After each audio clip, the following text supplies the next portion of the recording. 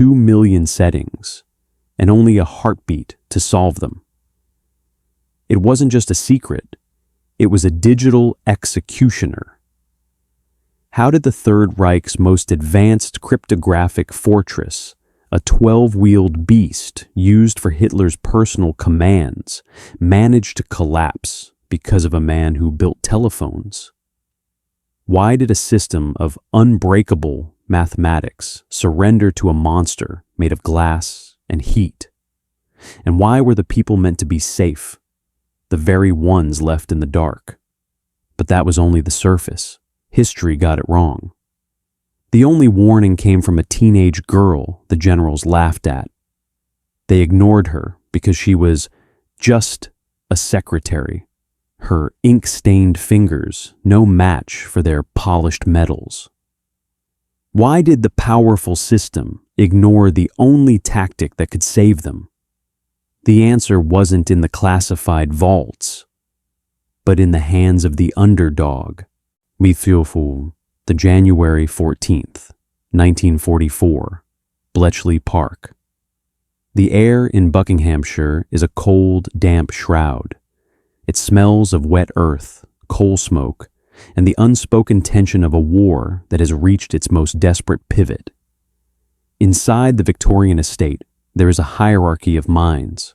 At the top, the mathematicians, the brilliant, eccentric men of letters, who believe the war can be won with a pencil and a slide rule. But in Block H, a different kind of war is brewing. For years, the world has focused on the Enigma machine. It was a formidable puzzle, yes, but by 1944, it was a puzzle the Allies had learned to live with. But then, the airwaves changed. A new sound began to haunt the radio operators. A heavy, rhythmic pulse that sounded less like Morse code and more like a mechanical heartbeat. They called it tunny. This wasn't the Enigma. This was the Lorenz SZ42. If the Enigma was a lock, the Lorenz was a bank vault buried at the bottom of the ocean. It was a massive, clunking beast of 12 wheels and nearly 2 million possible settings. It didn't just scramble a message, it buried it under layers of shifting logic. To understand the Lorenz is to understand the fatal flaw of the human brain. The machine used 2 sets of wheels to generate a key, a sequence of random pulses that were added to the original message. To a human decoder, it looked like static, absolute meaningless noise. It was a black box of mechanical spite. You fed it a sentence, and it spat out a ghost.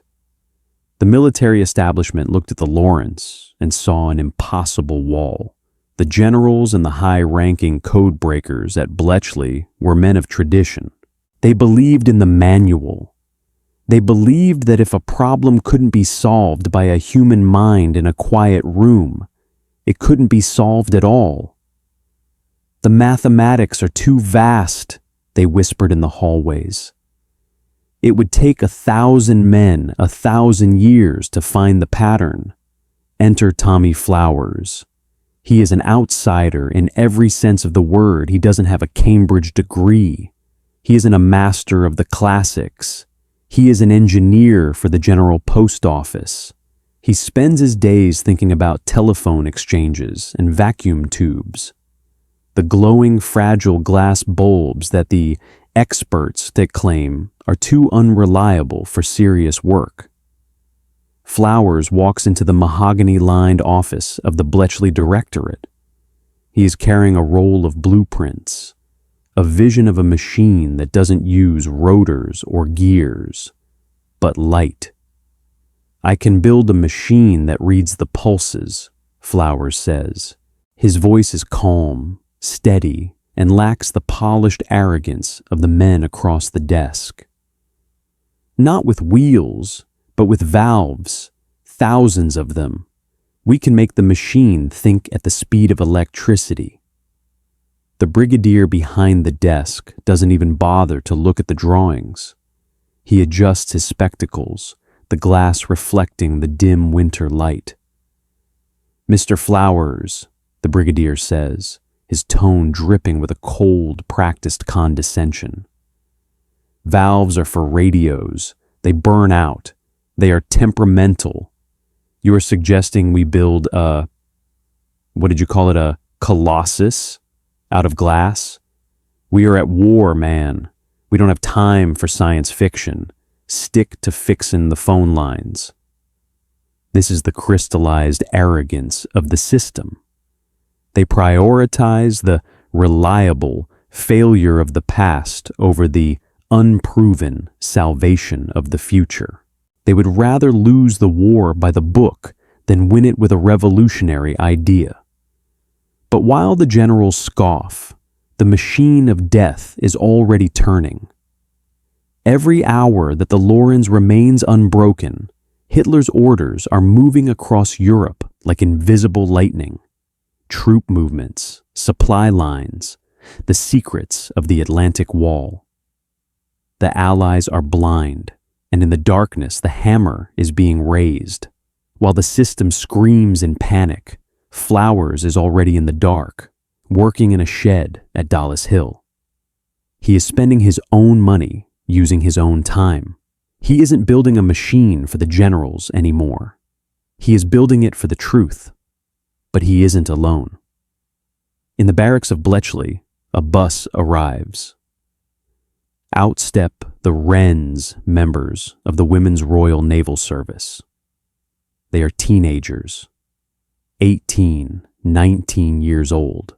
To the military hierarchy, they are support staff. They are meant to file papers, make tea, and stay out of the way. One of them, a girl with sharp eyes and calloused fingers from her father's farm, looks at the looming silhouette of Block H. She has been told she is an operator. She doesn't know yet that she will have to tame a monster made of 2,000 glowing vacuum tubes. She doesn't know that if a single one of those tubes flickers, the invasion of Europe might fail. The establishment sees them as just girls. The system sees Flowers as just a technician. But the Lorenz doesn't care about rank. It doesn't care about gender. It only cares about logic. And the logic of the old world is about to be shattered by the heat of the new. The military command scoffed at the quiet reports from the radio rooms, believing the tunny signals were just technical errors or low-level chatter. They treated the silence of the German high command as a sign of their own dominance. But they had fatally underestimated their opponent. It wasn't silence, it was a digital shroud. While the generals toasted to their secure plans, the Lorenz was already preparing to guide a steel fist into the heart of the Allied D-Day preparations. The Would the Impossible key machine was about to deliver a lesson in humility, and the only ones who could hear the warning were the ones the generals had already forgotten. The glass is being blown. The wires are being stripped. The fire is coming. Swinders in 1944. The countdown to the end of the world has begun. In 5 days, the horizon of Normandy will disappear behind the largest armada in human history. But today there is only a suffocating electric dread. Inside Block H, the air is not the cold, damp Buckinghamshire mist. It is thick.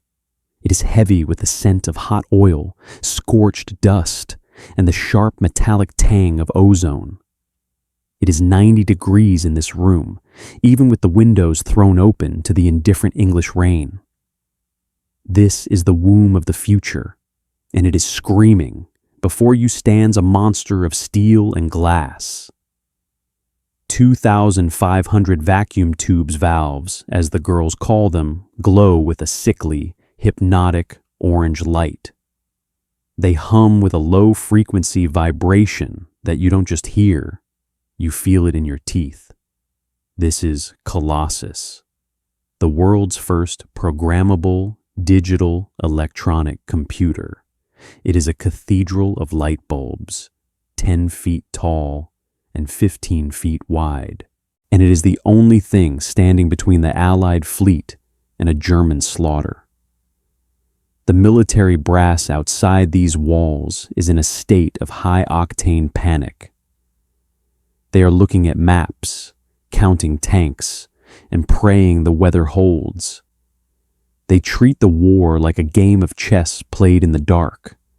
But inside Block H, the SPI support staff is playing a different game. They are the Wrens. Most of them are 19 years old. A few weeks ago, they were finishing school or working in their father's shops. Now, they are the nervous system of this machine. They don't just operate Colossus, they inhabit it. Look at Margaret. She is 19, her hair tied back in a utilitarian knot, her fingers stained with the dark grease of the paper tape pulleys. She is standing before the bedstead, the massive frame that pulls a loop of paper tape through a photoelectric reader at 30 miles per hour. The tape is a blur. If it snaps, it becomes a razor capable of slicing through skin in a heartbeat. If it slips, the logic dies.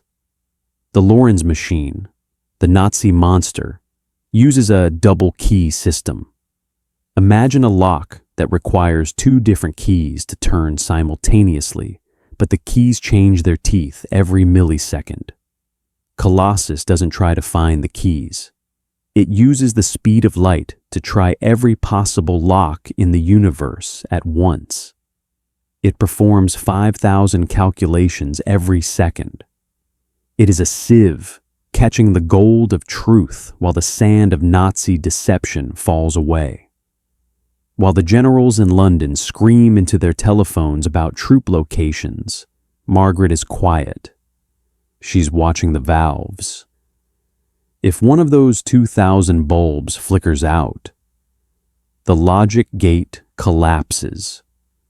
The black box of the German signal remains closed. The technical failure is simple. Heat. The valves are fragile.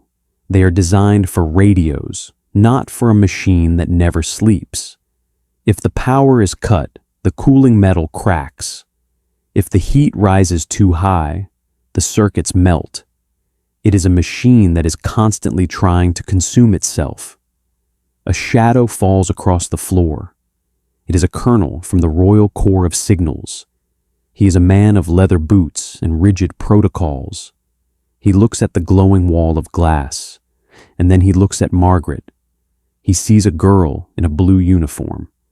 He does not see a pioneer. "It's just a glorified counting machine, isn't it?" the colonel asks, his voice carrying the weight of a man who believes only in what he can touch. Why are we trusting the invasion to a collection of light bulbs and schoolgirls? We should be focusing on the human intelligence, on the spies. Margaret doesn't look up from the tape. She knows the colonel's manual says that intelligence is gathered by men in overcoats. She knows the establishment believes that data is a secondary concern to guts.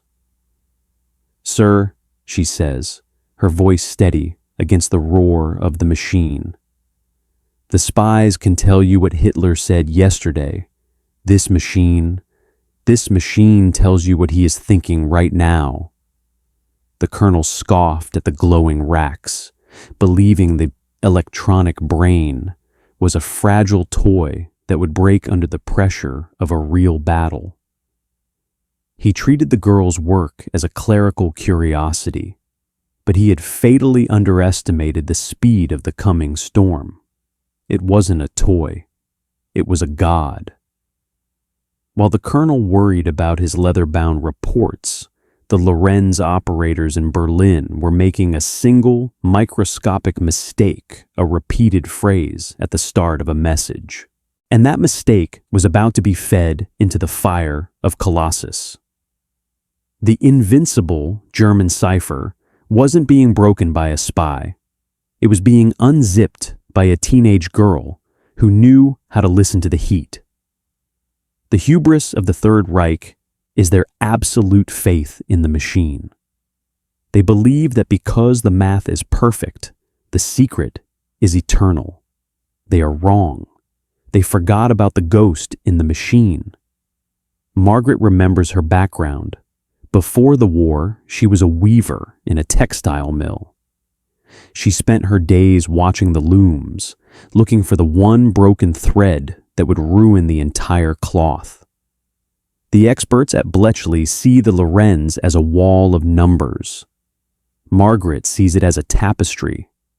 She sees the stutter in the German operator's hand.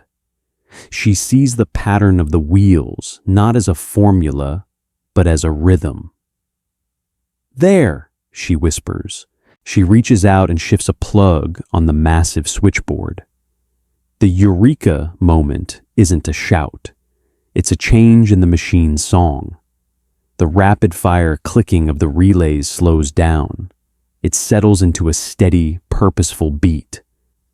The machine has found the chai wheels. The first lock has turned. Behind her, Tommy Flowers is standing in the shadows. He hasn't slept in 3 days. His eyes are bloodshot. His suit is wrinkled. He is watching his unreliable valves hold the line. He isn't looking at the machine. He is looking at Margaret. He knows that he built the body, but she is the mind. Outside, the rain has turned into a downpour. In the English Channel, the ships are beginning to pull at their anchors. Thousands of men are checking their rifles, unaware that their lives are currently being weighed by a 19-year-old girl and a wall of hot glass. If Colossus fails now, if a single wire crosses or a single valve shatters, the panzer divisions waiting in the forests of France will stay hidden. The trap will be set. The beaches will become a slaughterhouse. But the machine hums on. It is a beautiful, terrifying predator of information. The German High Command is sending a message directly from the Reich Chancellery. It contains the exact location of the 21st Panzer Division. They believe the message is a ghost. They believe it is invisible. But in Block H, the tape is spinning. The valves are glowing. And the schoolgirls are reading Hitler's mail before it even reaches his generals. The system is failing, not the digital one, but the human one. The establishment still thinks the war is won with bayonets. They don't realize the world has already moved into the age of the electron. And the girls who are leading the way are the ones who will never be allowed to speak of it. The heat is rising. The tension is a physical cord stretched across the room. August 15th, 1945. The streets of London are a riot of red, white, and blue. The air is thick with the sound of cheering, the smell of cheap beer, and the sudden, overwhelming relief of a world that has finally stopped bleeding. VJ Day. The war is over. But in Block H, there are no streamers. There is no champagne. There is only the sound of heavy metal meeting glass. Margaret stands in the center of the room. The heat is gone. The 2,500 valves that once pulsed with the secret thoughts of the Third Reich are dark. They look like dead eyes. A group of men in overalls, overseen by a silent officer from the Ministry of Defense, are moving through the room with hammers and crowbars. They aren't technicians. They are janitors of secrets. The order came directly from Winston Churchill. It was a single sentence that acted as a death warrant for the future. The machines must be broken into pieces no larger than a man's hand. The technical logic is a cold, calculated betrayal. The High Command realized that while the war was won, a new one was beginning with the Soviets. They didn't want the world to know that a machine could unzip a cipher. To protect the secret of the black box, they had to murder the box itself. It was the ultimate fatal flaw of the establishment, believing that a secret is more valuable than the minds that discovered it. Margaret watches as a man swings a sledgehammer into the bedstead. The paper tape pulleys the one she had balanced with the precision of a watchmaker shatter like brittle bone. "Careful with those," she whispers, her voice lost in the crash of the wrecking crew. The officer turns to her. He is holding a stack of papers.